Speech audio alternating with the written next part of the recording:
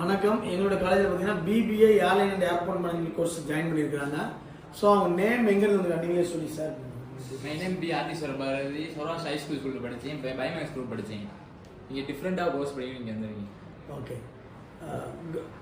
Saurashtra boys ஸ்கூலில் முடிச்சிருக்கீங்க. என்ன மார்க் எடுத்திருக்கீங்க? என்ன குரூப் முடிச்சிருக்கீங்க? பயோமேக்ஸ் படித்து 370 மார்க் எடுத்திருக்கீங்க. பயோமேக்ஸில் 370 மார்க்ஸ் எடுத்திருக்கிறீங்க.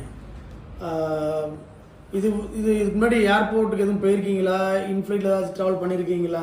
இல்லை சார், ஏர்போர்ட் எதுவும் போனது கிடையாது. ரன்வே கிராஸ் இருக்கீங்க. ஏன்னா மதுரையில் பெருங்குடி கிராஸ் ஆகும்போது ரன்வே டேக் ஆஃப் லேண்டிங்லாம் பார்க்குறேன் இல்லையா? ஓகே.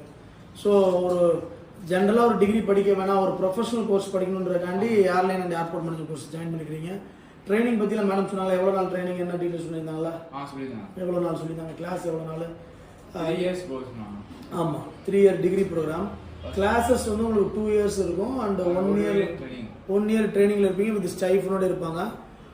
இந்த மாதிரி ஸ்டூடெண்ட்ஸ் வந்துட்டு நான் ஒரு ப்ரொஃபஷனல் கோர்ஸ் எடுத்து படிக்கணும்னு நினைக்கிறேன் அப்படின்னு நினச்சதுக்கு மாணவர்கள் வந்து தாராளமாக பிபிஏ வந்துட்டு airline and airport management course join பண்ணலாம். உங்களோட பேரண்ட்ஸ் பற்றி சொல்லுங்கள் தம்பி, உங்களோட சிப்ளிங்ஸ் பற்றி சொல்லுங்கள். எங்கள் அப்பா வந்து வெல்ட்ரி வேலை பார்க்குறாரு. எங்கள் அம்மா ஹோம் ஒய்ஃபாக இருக்காங்க. ஓகே. என் சிஸ்டர் பிபிஏ முடிச்சிருக்காங்க. Okay, very good. So father ஒரு வெல்டராக இருக்கிறாங்க.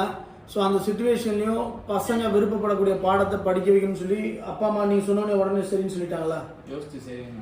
ஓகே. அதை நான் ஏர்போர்ட் மேனேஜ்மெண்ட் கோர்ஸ் படிக்க போகிறேன், இயர்லி இவ்வளோ ரூபா ஃபீஸ் வரும், இயர்லி ஒரு 60,000-70,000 ஃபீஸ் வரும் அப்படின்னு சொன்னோன்னே கொஞ்சம் யோசிச்சிருக்காங்க ஃபர்ஸ்ட்டு.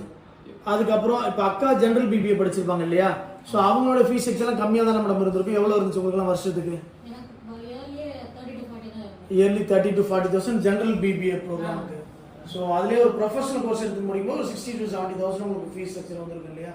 ஸோ இந்த மாதிரி ஸ்டூடெண்ட்ஸ் வந்துட்டு ஜென்ரல் பிபிஏ இன்னைக்கு பார்த்தீங்கன்னா கிட்டத்தட்ட ஒரு 30,000-40,000 வந்துருக்கு கோர்ஸ் ஃபீஸு. அதே ஒரு ப்ரொஃபஷனல் கோர்ஸ் எடுத்து நீங்கள் படிக்கும்போது அதில் உள்ள எல்லா பெனிஃபிட்ஸும் கிடைக்கும்.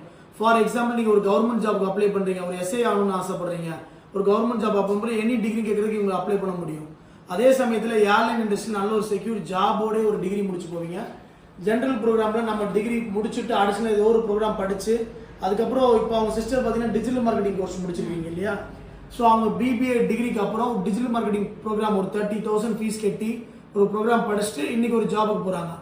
ஸோ இந்த ஏர்லைன் மேனேஜ்மெண்ட் கோர்ஸ்ன்றது 1 இயர் ட்ரைனிங்லேயே வித் ஸ்டைஃபனோட இருப்பீங்க. மினிமம் ஒரு 10,000 to 15,000 ஸ்டைஃபனில் இருப்பீங்க. எண்ட் ஆஃப் த ப்ரோக்ராமில் 100% ஜாப் செக்யூர்டாக இருப்பீங்க. ஸோ மேலும் இந்த மாதிரி வீடியோஸ் நீங்கள் பார்க்கணும்னு நினச்சிங்கன்னா என்னோட சேனலை சப்ஸ்கிரைப் பண்ணிக்கோங்க. இதுலேருந்து டவுட்ஸ் இருந்துச்சுன்னா கமெண்ட் செக்ஷனில் நீங்கள் தெரிவிக்கலாம்.